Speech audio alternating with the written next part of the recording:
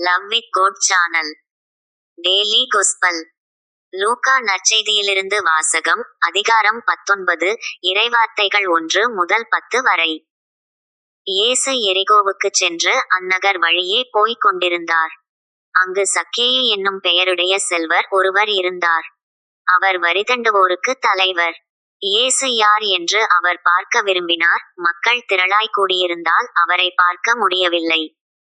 ஏனெனில் சக்கேயு குட்டையாய் இருந்தார்.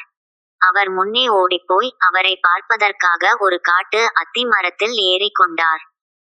இயேசு அவ்வழியேதான் வரவிருந்தார். இயேசு அந்த இடத்திற்கு வந்தவுடன் அண்ணாந்து பார்த்து அவரிடம், சக்கேயு, விரைவாய் இறங்கி வாரும், இன்று உமது வீட்டில் நான் தங்க வேண்டும் என்றார்.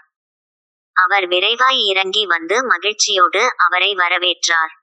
இதைக் கண்ட யாவரும், பாவியிடம் தங்கப் போயிருக்கிறாரே இவர் என்று முணுமுணுத்தனர். சக்கேயு எழுந்து நின்று, ஆண்டவரே, என் உடைமைகளில் பாதியை ஏழைகளுக்கு கொடுத்துவிடுகிறேன். எவர் மீதாவது பொய்க் குற்றம் சுமத்தி எதையாவது கவர்ந்திருந்தால் நான் அதை 4 மடங்காகத் திருப்பிக் கொடுத்து விடுகிறேன் என்று அவரிடம் கூறினார். இயேசு அவரை நோக்கி, இன்று இந்த வீட்டிற்கு மீட்பு உண்டாயிற்று, ஏனெனில் இவரும் ஆபிரகாமின் மகனே. இழந்து போனதை தேடி மீட்கவே மானிடமகன் வந்திருக்கிறார் என்று சொன்னார். இது ஆண்டவர் வழங்கும் அருள்வாக்கு. இறைவா, உமக்கு நன்றி.